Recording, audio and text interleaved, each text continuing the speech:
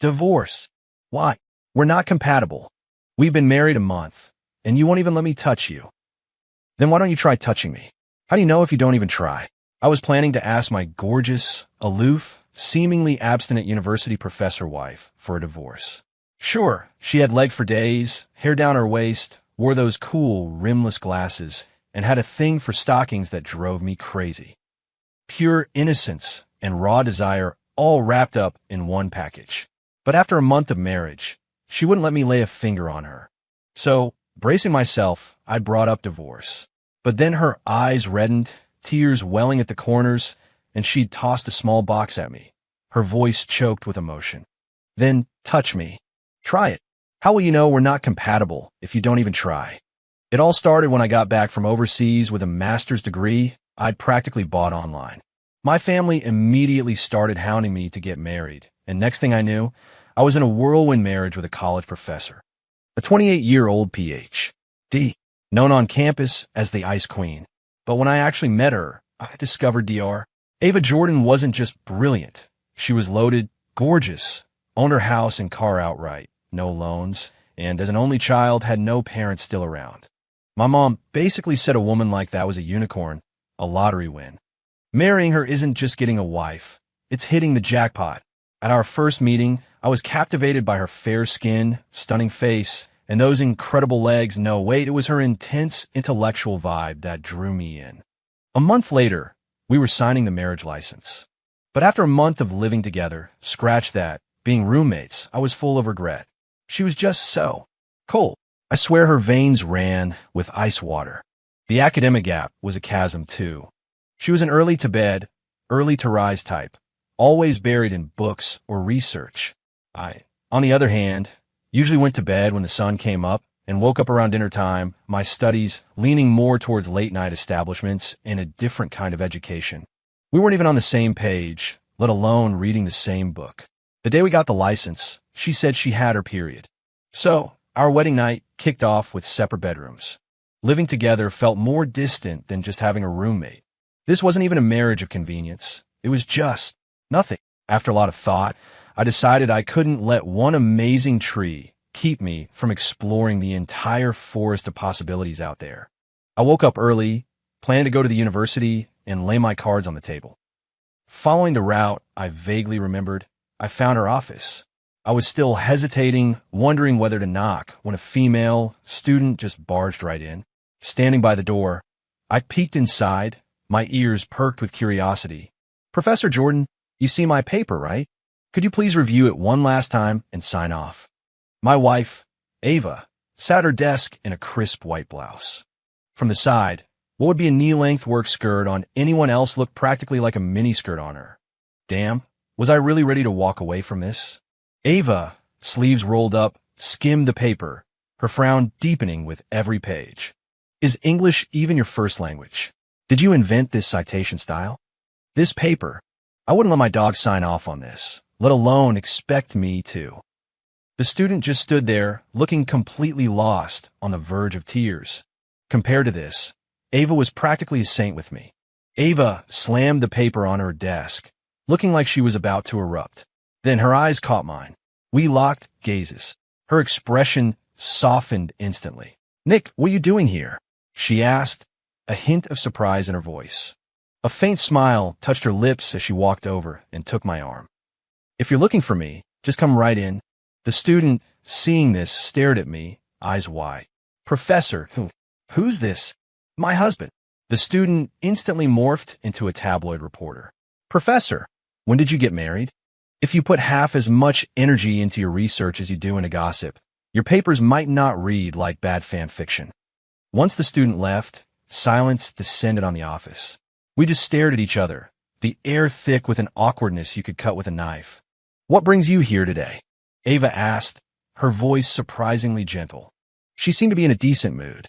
Maybe now wasn't the best time to bring up divorce. Thinking fast, I made something up.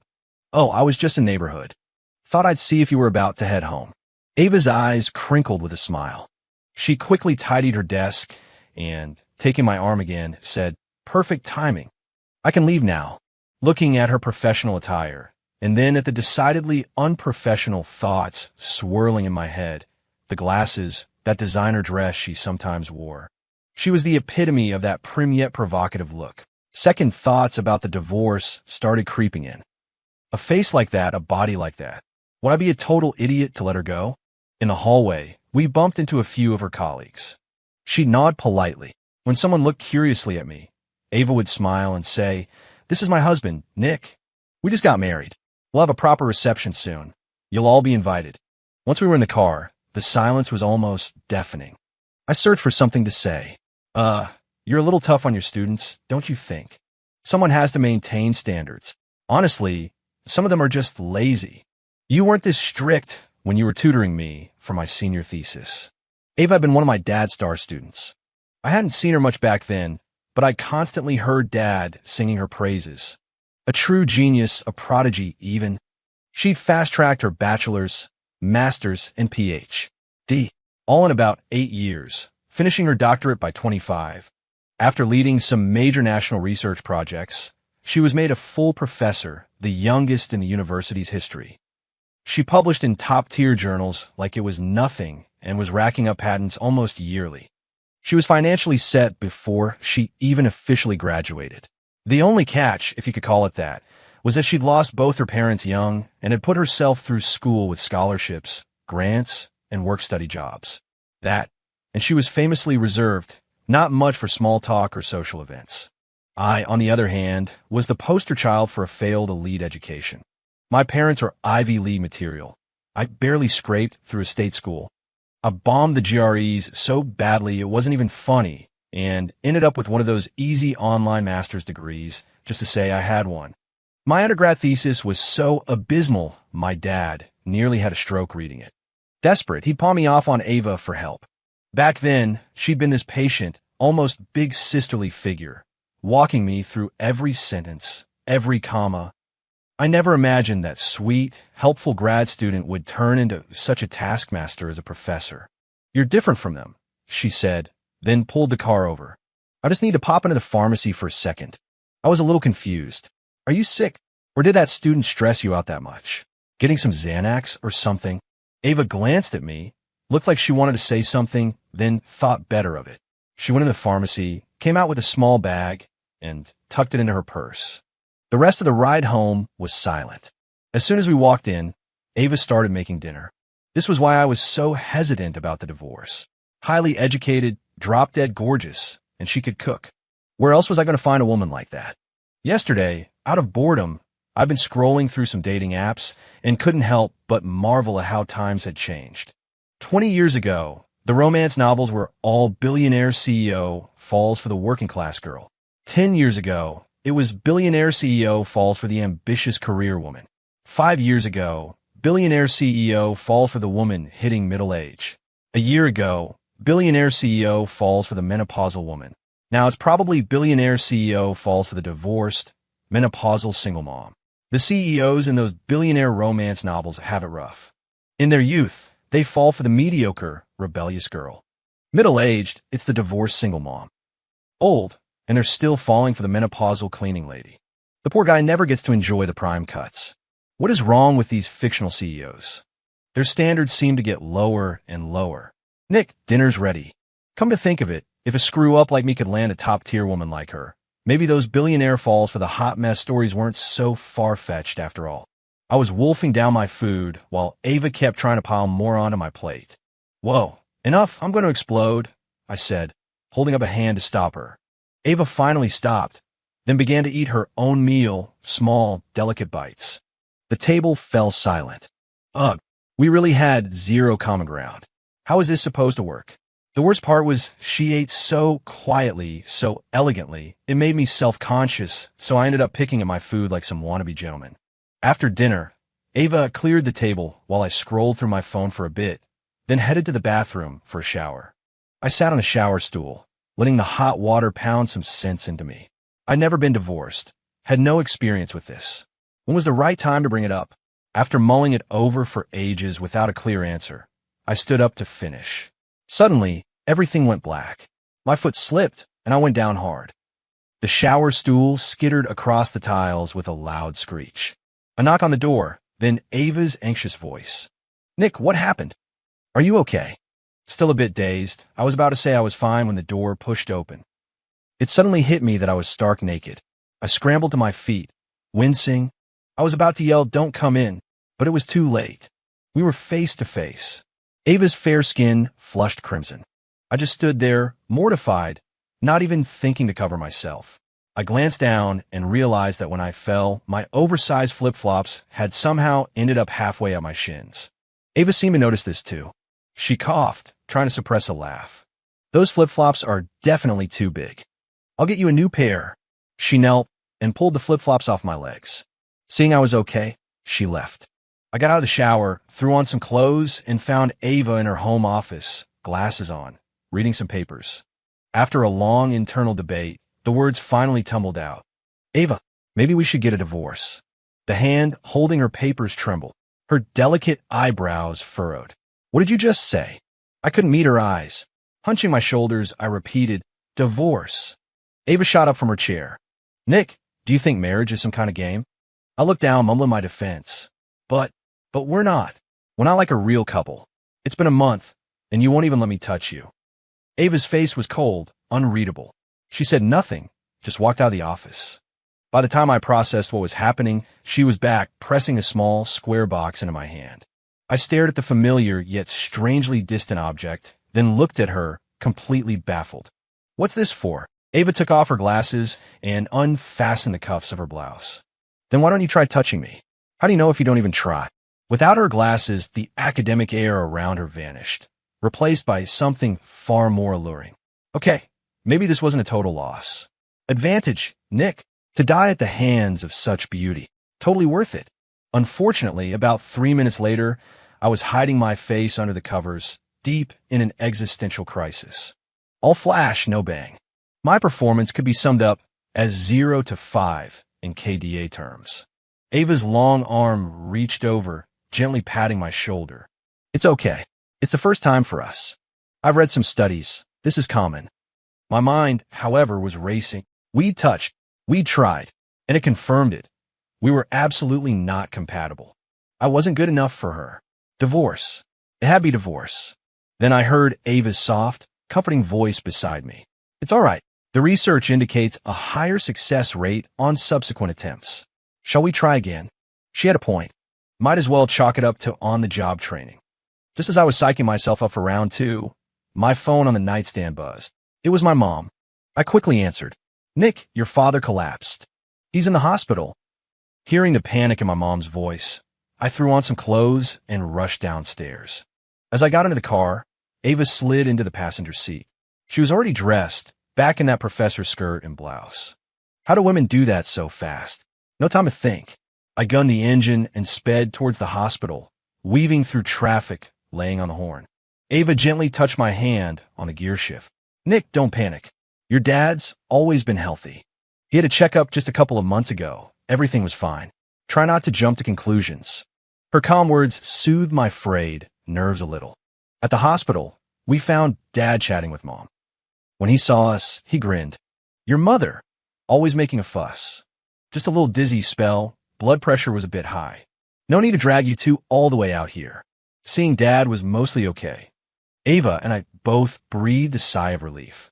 We talked to the doctor, confirmed it wasn't too serious, settled the bill at the ER, and drove Mom and Dad home. The next day around noon, there was a knock on my bedroom door. "Nick, do you normally sleep this late?" It was Mom. I glanced at my phone, 10:30 a.m. I shook my head.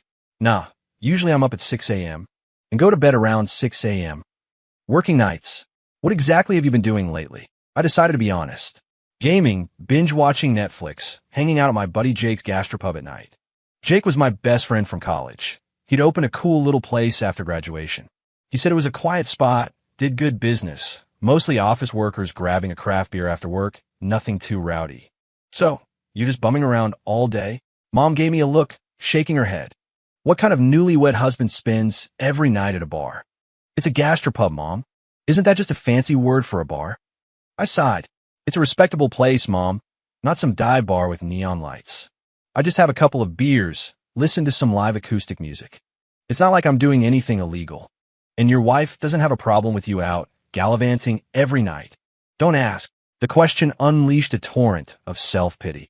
She gets off work around 5 or 6, and that's when I'm usually heading out. We barely see each other. Tell me the truth. How are things really between you two? I stared out the window. There. Okay, I guess. Mom sighed, her voice taking on that preachy tone. Nick, marriage takes work from both sides. You can't just take advantage because she's good-natured and tolerant. The lecture was starting. I quickly cut her off. What for lunch? Ask your father. You know I don't cook. Unbelievable. She said it with such pride, too, like it was a badge of honor. After I showered and got dressed, Dad was already busy in the kitchen. Soon, he had a whole spread laid out. Just as we were about to eat, Dad brought over a stacked lunch container. Nick, take this to Ava. You two can have lunch together at the university. I looked at him, exasperated.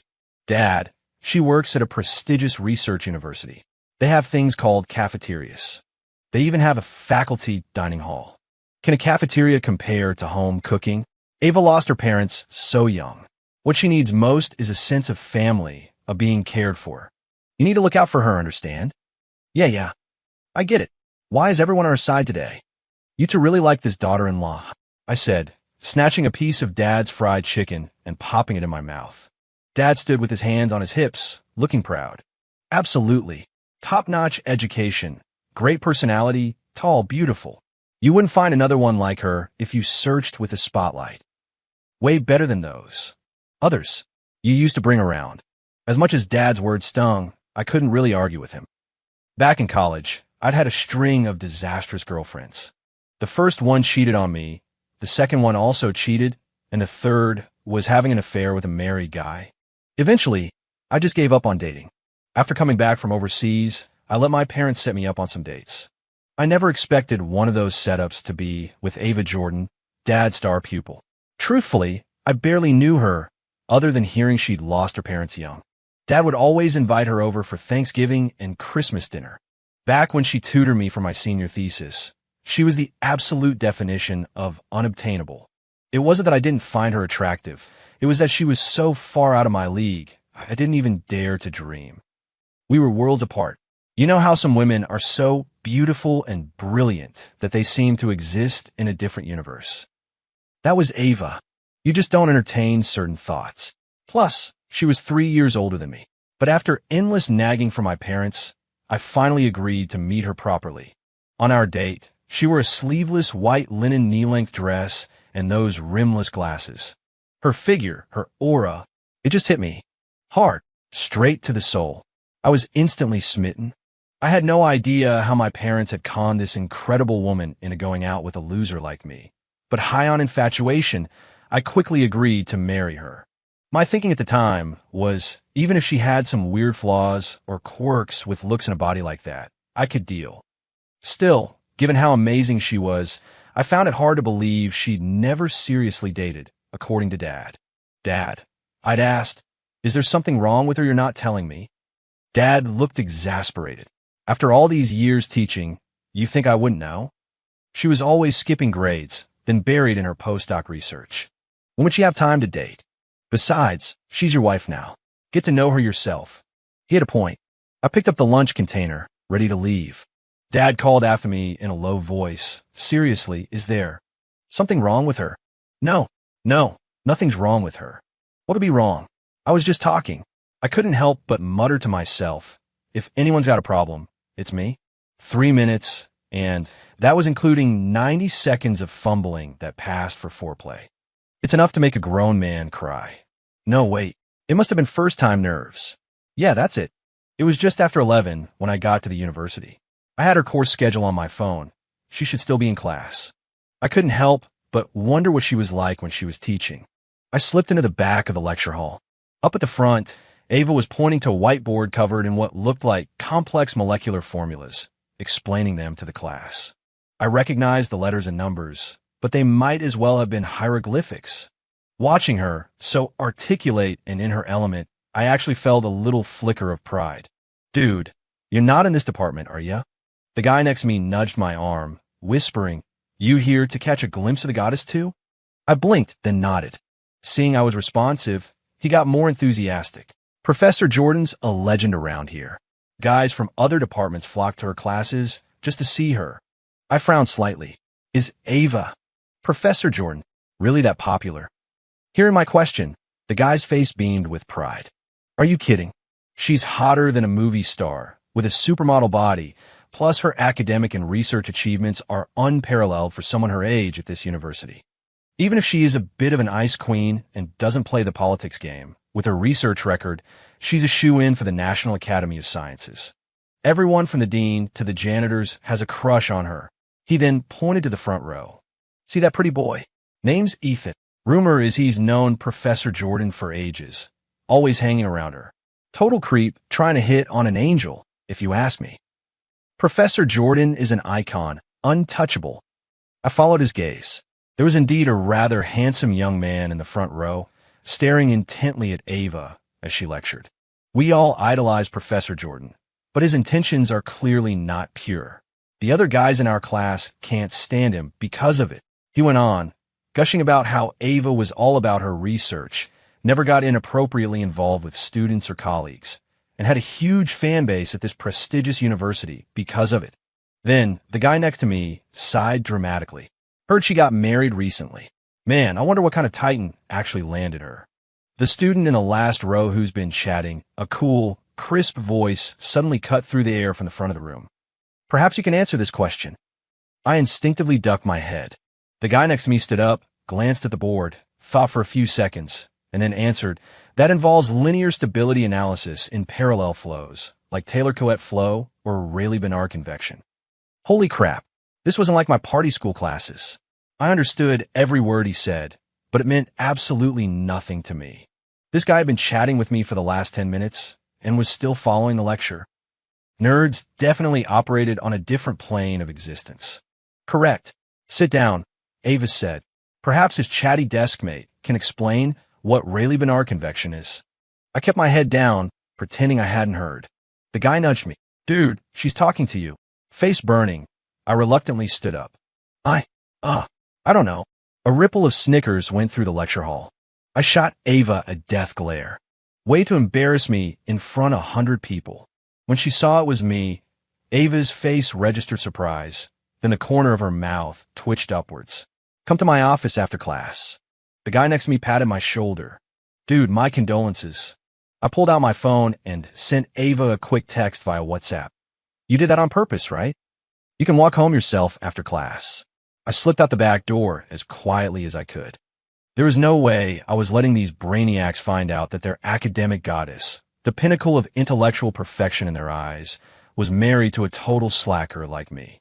Up at the lectern, Ava glanced down at her phone, allowed a soft chuckle, sent me a hug emoji, and then seamlessly continued her lecture. It wasn't long before class ended. I strolled slowly through the campus toward her office. The moment I walked in, Ava came over, taking my hand. I'm sorry, Nick. I didn't realize it was you back there. Remembering that mortifying moment, I was still fuming. I slammed the lunch container onto her desk. I bring you lunch, and you humiliate me. Ava looked at me, a little flustered, and ended up just holding my hand without saying anything. Just then, there was a knock on the office door. I noticed a partitioned-off little alcove to the side, a small sitting area. I ducked in there. The door opened, and I heard Ava say, "You can leave the door open." Peeking through a gap in the screen, I saw who it was, that handsome guy from the front row of her class. Ethan, I think his name was. Something about that name just rubbed me the wrong way. Professor, Ethan said, correcting himself quickly. These are a local specialty from my hometown, some artisanal mushrooms. You can't get them around here. My mom wanted me to bring you some to try. He placed a bag on her desk, his movements careful, his voice gentle. Ava didn't reach for them, just nodded. Please thank your aunt for me. Nick would probably enjoy these. And yes, in school, please call me Professor. The guy looked a little awkward, scratching the back of his head. Right, Professor Jordan. He hesitated for a few seconds, then seemed to make up his mind. Professor, there's a new restaurant that just opened across from campus. The ambience and food are supposed to be really good. Would you be free to have dinner sometime? Ava raised an eyebrow, slightly. Is that so? Perhaps Nick, and I can check it out sometime. I don't know if it was because I was there, but Ava was handling him perfectly, maintaining a professional distance. Her tone was all business. State your purpose, And if there's nothing else, you can leave. Soon enough, Ethan left, looking rather dejected. When I emerged, Ava stood up and explained, my parents were very close with his parents a long time ago. He's one of my graduate students now. She opened the lunch container Dad had packed, setting out the food on her desk. She pushed me in her chair and pulled up another one for herself. I tried to sound casual. Oh, so you two must be pretty close then. Ava put a piece of beef on my plate, then shook her head. After my parents passed, I didn't have much contact with their family. If he hadn't ended up as my grad student, we probably wouldn't have crossed paths again. Speaking of which, why do you always keep your office door open like that? Ava glanced at the doorway. If a female student or colleague comes by, I might close it. But if it's a male student or professor, the door stays open. I'm young and a professor. I have to be careful to avoid any misunderstandings or rumors. Remembering what the guy in her class had said, it seemed Ava did keep a professional distance from all men, avoiding any hint of impropriety. It looked like her character was pretty solid, and looking at her eat so delicately like a lady from a Jane Austen novel, then at that face, that body, I needed to step up my game, not just aim for a quick resolution. Wait a minute, Nick Miller, what happened to your resolve? Weren't you going to divorce her? After lunch, Ava automatically started cleaning up, even washing out the lunch containers and setting them on the windowsill to dry. Nick, I have a large lecture this afternoon. It ends at 3:50. Could you maybe rest here and wait for me? We could go home together. I was about to refuse, but we'd been married over a month and hadn't had a single real conversation. Spending more time together might make it easier to discuss our issues later on. So I retreated to the little sitting area with my phone. Ava closed her eyes for about 15 minutes, probably power napping, then started reviewing some documents. These people were infuriating. Smarter and more talented than me, and they worked harder too. They didn't leave an average guy any chance at all. Not long after, Ava said goodbye and left for her class. Finally, I could scroll through TikTok guilt-free. I'd heard some researchers spent 10 years studying it and found that looking at beautiful women every day can lower the risk of cardiovascular disease. What exactly were those researchers doing for 10 years? Just then, there was a knock on the office door. Probably someone looking for Ava. If I didn't answer, they'd leave. But to my surprise, the door opened. It was that Ethan guy, and he was holding 2 Starbucks coffees. He looked startled to see me. I scowled at him. I'm Ava's husband. Do students just walk into professors' offices without permission now? Micah told me this guy was bad news and had inappropriate designs on Ava. Ava, Professor Jordan, seemed unhappy lately. I just brought her coffee. He said it so matter-of-factly. And Ava again. She just told him to call her professor in school. Even though we'd only been married a month, I knew Ava preferred green tea. She usually drinks green tea. What's with the coffee? Ethan took a step closer, his expression hardening. I've known Ava since we were kids. We practically grew up together. She always looked out for me. And you two only got married because your dad was her mentor, right? Years ago, when her father died suddenly and her mother got seriously ill, your dad lent her money for the medical bills. She married you out of gratitude for that. He then looked me up and down with a sneer. Back in her second year of doctoral studies, Professor Jordan almost went to Cambridge with a senior researcher she really admired. If your dad hadn't intervened, she'd be a world-renowned scientist by now. And you, a graduate of some no-name online college. How could Ava possibly like you? You've got nothing upstairs, no substance. She'll divorce you sooner or later. Seeing Ethan getting more and more worked up, I stood up and laid into him. Don't think you can say whatever you want just because you've clearly got a screw loose. I used to think toilets were only in bathrooms, but apparently one can also be located in your mouth. Can't figure things out, huh? Maybe you should go piss in a puddle and take a good long look at yourself. Yeah, my degree isn't from Harvard, but I'm a decent guy. You, Mr. Prestigious University, you might have a lot of knowledge in that head of yours, but your gut is full of poison. I am Ava's legal, legitimate husband. You're not even significant enough to be called a homewrecker, so what gives you the right to stand here barking at me? Ethan was so angry he was grinding his teeth, his fists clenched. She doesn't even like you. I snorted. I'm her husband. Whether she likes me or not is none of your damn business. Did you forget to install your GPS today? Don't understand your own position? Brain not fully developed. Maybe your cerebellum is still lagging behind. You're crude. You have no class. I made it skiing sound. Oh, look at you, mister. Green tea, not much fight in you after all, huh? You think I, with nothing to lose, am scared of you and your fancy shoes. Let's go right here, right now. Whoever runs is a coward's grandson. Ethan's finger trembled as he pointed at me. He stammered, unable to get any words out, then turned and scurried away. Wait a minute. Why should I be the one stewing here waiting? The more I thought about it, the angrier I got. I grabbed an Uber and headed straight to Jake's gastropub. I hadn't seen him in a few days, and the bastard had somehow landed himself a sophomore girlfriend. She was a real fresh bloom, all dewy and vibrant. The two of them were all over each other. Jake, that traitor, even came over to rub it in. College girls are great, man, but so clingy. Then he leaned in and whispered. At first, she was all shy, but now. Phew, she's a wildcat. Kinda exhausting, you know? It made my teeth ache with envy. I ordered a cocktail from the bartender and downed it in one gulp. Then another. Suddenly, Jake slung an arm around my shoulders. So, you flash married that college professor, right? How's that going? No need for cosplay. You get the real deal every night. I shot him a glare and sighed. I went to her campus today, and some pretentious little snake actually had the nerve to challenge me. What's his deal? Is he into older women? Or her resting ice queen face? Thinking about it, I slammed my hand on the table and stood up. That's it. I can't live like this. I need to find a college girl, too. All right. Now you're talking. Jake grinned. My girlfriend's roommates are here tonight. I'll call them over. We can all have a few drinks together. Nice one, you magnificent bastard. Make it happen. Soon, I was surrounded by 3 or 4 college girls, all calling me Nick this and Nick that, their attention making me feel like my bones were melting. After a few more cocktails, my mood had significantly improved. I don't know how much time passed, but the lights in front of me suddenly seemed to dim. I looked up.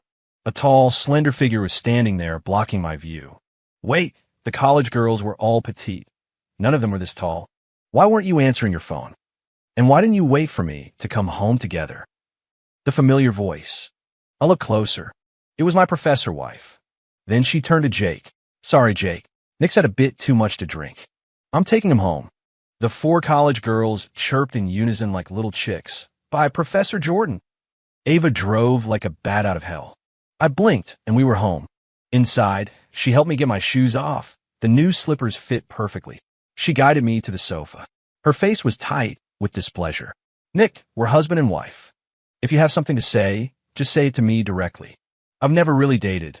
I don't understand all these games and subtleties. Angrily, I pushed her away. What's there to talk about? Divorce. It has to be divorce. I think I prefer college girls after all. Ava's expression turned icy. What did you just say? Oomph.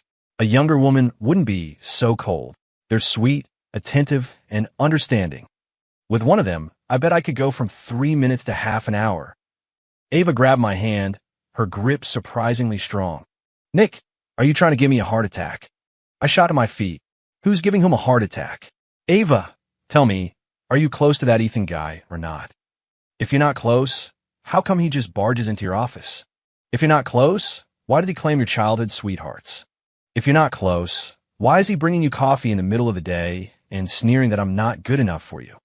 Did you marry me because my dad did you a favor all those years ago? The more I spoke, the more worked up I got. Even though I usually couldn't string 2 coherent sentences together to save my life, I was suddenly a goddamn orator, laying in her, not giving her a chance to get a word in edgewise. She looked completely overwhelmed, and then she just hugged me, holding on tight. When I finally quieted down, Ava spoke softly. It's not what you think. When my mom was sick and my studies were so demanding, Ethan's mother helped look after my mom when I couldn't be there. Later, when he became my graduate student, she asked me to keep an eye on him. I had no idea he had those kinds of feelings for me. I've always seen him as a little brother. Seeing I wasn't pushing her away, Ava sat up straighter. Nick, I have absolutely no romantic feelings for him.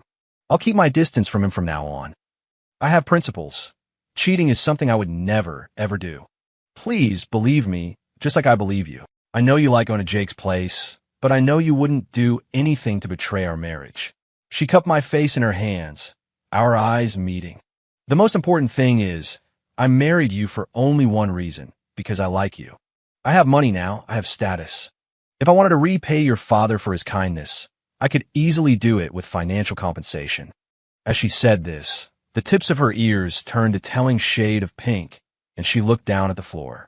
All my anger just evaporated. You like me? Since when? Why didn't you ever say anything?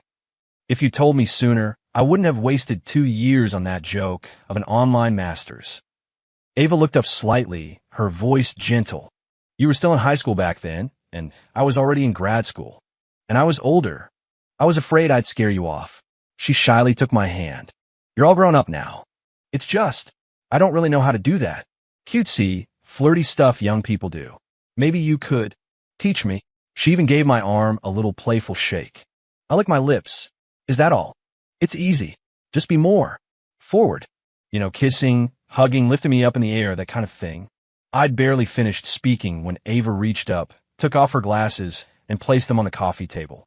Then she leaned in and hugged me, her stunningly beautiful face drawing close. My academic talents might not match hers, but when it came to kissing, I was a natural. Soon, Ava's ears were completely red. Just as I was about to gain some more experience, Ava's phone rang. It was Ethan. I looked at Ava. Go on, answer it. Calling this late, it might be urgent. Ava snorted, frowned, and tapped the speakerphone button.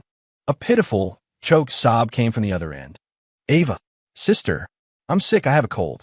I feel so weak. Ava picked up the phone, her voice sharp. If you're sick, call a doctor. I'm not a physician. If it's that bad, dial 911 yourself. She hung up and tossed the phone aside.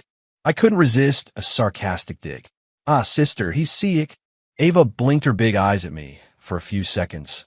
Then a slow smile spread across her face as if a light bulb had gone on. Don't worry, sister is about to make you feel all better. This second round, I still went down in defeat fairly quickly, but it was definitely an improvement on the first. The third time, we were more evenly matched. The fourth time, I was leading the charge, snatching victory from the jaws of, well, you get the idea. Outside, the night was deep, moonlight streaming through the window. Nick, Ava murmured, still like those college girls? This woman could really hold a grudge. Forget liking them. I was in a state of supreme, postcoital bliss. I just shook my head. No. The next day, the sun was high in the sky when I finally woke up. Ava was sleeping peacefully beside me. So much for the Ice Queen, the unobtainable flower on a high peak. She was wild, passionate, and surprisingly playful. These brainy academic types really did learn fast. I shifted slightly, and Ava woke up. She glanced at the clock, already 9. I asked quickly, don't you usually get up at 6? Is it okay for you to be up this late? Ava ran a hand through her hair, her voice a little husky. It's fine. When I'm with my husband, I could sleep all day and be comfortable. I gently tweaked her nose. So, after last night, I take it you're hopelessly in love with me? Ava hugged me tight. Then let me ask you. Hot stuff? She purred, tracing a finger down his chest. Next round, are we talking careful, or are we throwing caution to the wind? Damn, had Professor Jordan suddenly unlocked a new skill tree. Her teasing game instantly left me in the dust. A faint, lovely scent wafted from her. Ava never wore perfume, but being close to her always had this calming, comforting effect. Of course, that was usually when she had her glasses on and was in her work clothes. Later, I wasn't sure why my heart started racing, but by the time I fully regained consciousness, Ava was already in the kitchen, wearing an apron, getting lunch ready. I looked at the pleasantly rumpled state of the bedroom and confirmed I wasn't dreaming. How had things with Professor Jordan progressed so quickly? Suddenly, a familiar ringtone. Then Ava's angry voice drifted from the kitchen. Does being a student at a prestigious university give you the right to be arrogant and disrespectful? Does that mean I can look down on everyone? And gossiping behind people's backs, have you no sense of decency or shame? He is my husband. From now on, you will treat him with respect. And I am a married woman. Do not contact me for anything other than academic matters. She seemed to hang up abruptly. I remember Dad once saying that although Ava was modest and easygoing, she had impeccable principles and unwavering integrity. It seemed my wife's moral compass was so straight, it was almost intimidating. Thinking about my own recent behavior, I was suddenly overwhelmed with shame. I tiptoed up behind Ava and hugged her from behind. Honey, I'm sorry. I was a jerk yesterday, making you angry. Ava gripped my hands and turned in my arms to hug my waist. No, it was my fault. I didn't make you feel secure. Ava, what is it you like about me, anyway? Her eyes, sparkling like autumn pools, met mine. She tilted her head, her voice soft. My parents died young. Back when I was in college, your dad, my professor, used to talk about the two angels he had at home, a big one and a little one. He said they were so sweet and kind. When students asked him questions after class, he'd always be checking his watch, eager to get home, saying he had to go make dinner for his angels. I was so envious of that kind of family, so simple and happy. Do you remember the first time we really met? Her question took me back to my sophomore year of high school. Dad had told me one of his students was coming over. Her father had died years ago, and her mother had just passed away. He told me to be nice to her. My thinking back then was pretty simple. I gave her a little wooden pumpkin carriage I'd made, one that didn't need any batteries. Ava had just said a quiet thank you. I was young and thought she didn't like it. Later, every Thanksgiving and Christmas, Dad would invite her to eat with us, and he'd always slip her a 20 and a holiday card, just like he did for me. I gently squeezed her cheek. You know, if you'd confessed your feelings a bit sooner, I probably wouldn't have wasted those 2 years getting that useless degree overseas. It's never too late for a good meeting, Ava said, then took off her glasses. It was another sleepless night. When I opened my eyes again, it was well past mid-morning. Honey, you're going to be late. It's okay, Ava mumbled into my shoulder. Today's class doesn't start until 10:30. But you used to get up at 6 every day. When I got one of your legs thrown over me, she said, her voice husky and warm against my skin, I'm not exactly leaping out of bed at dawn.